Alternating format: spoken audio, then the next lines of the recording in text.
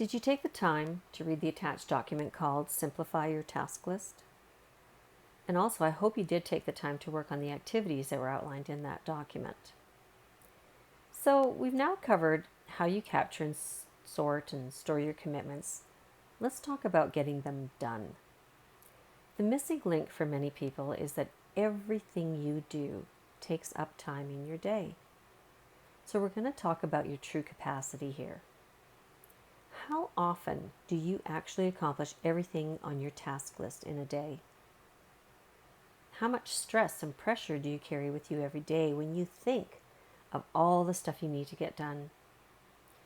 And is it possible that the longer your task list, the more you push yourself to work faster, harder, longer?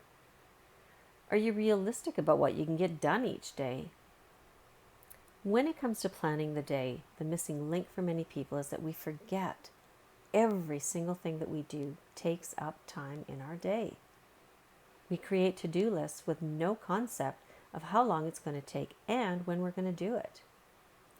If you took your current daily task list and wrote down how long each item would really take to do, you'd probably find that it's more time than you realistically have. Do you ever feel like you never get everything done in a day? This may be why. Do you beat yourself up because you didn't get everything done? Again. We live and work in a society that places unrealistic demands on what we can actually get done.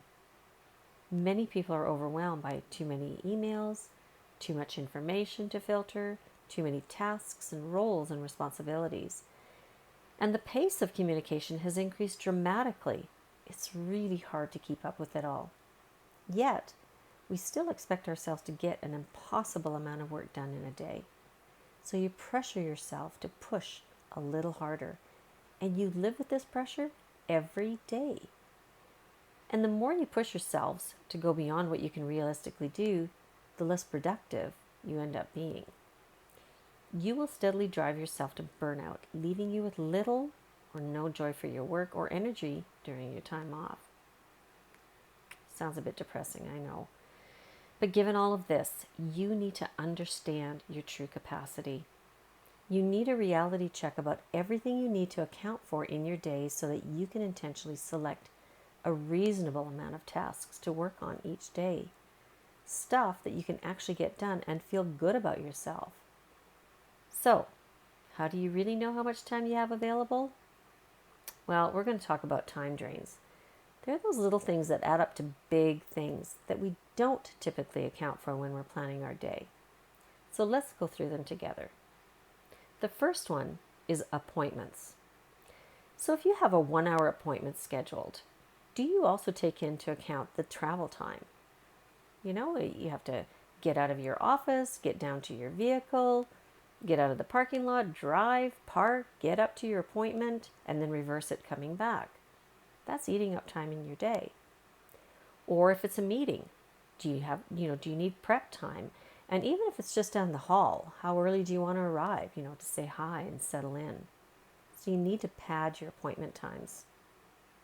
Email. Well, you already did the activity on email capacity, so you now know how much time you need in your day to deal with your email effectively. You've got to account for that when you're planning. Emergencies. You know what? They come up. How much time do you need?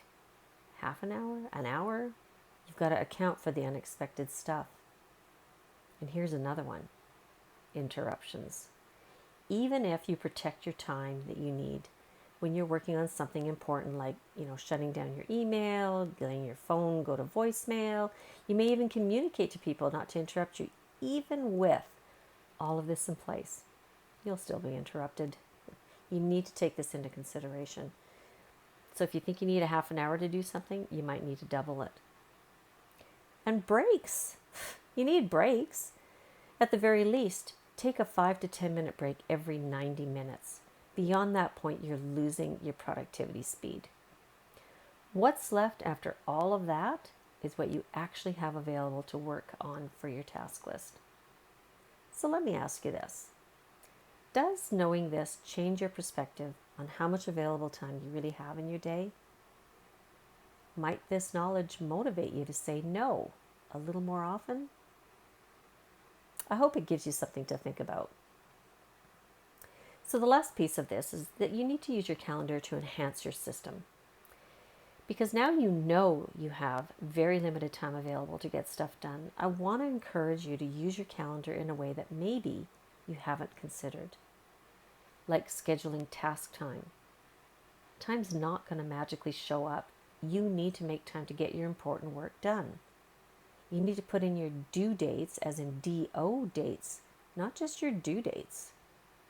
When are you going to work on that stuff to get it done on time? If all you do is use your calendar for appointments and meetings, this gives you a false sense of availability, and then you're more likely to commit to things that you can't realistically get done. Your calendar has the power to say no on your behalf. Don't be conservative with time. Schedule a little more time than you think you need to get something done. We seriously underestimate how long it takes to get stuff done, and then we overcommit to taking on other stuff. It's what gets us into trouble. And limit your daily priorities. No more than 3. Start to build this muscle. Only when you're consistently completing 3 priorities in a day should you increase that amount. You want to divide your priorities between your have-tos and your want-tos. Your have-tos are your absolute no option must-dos. And your want-tos are the things that you, simply would just like to do. But they have little to or no impact on your job. When you start to get real with yourself about your true capacity and how much you can actually get done, you'll actually get more stuff done. So that's it for true capacity. The last piece to this section is a very short read called your workflow system. You can just refer to your attached document for reading that. So I'll see you in section 5, which is prioritizing and planning for a successful outcome to your workday.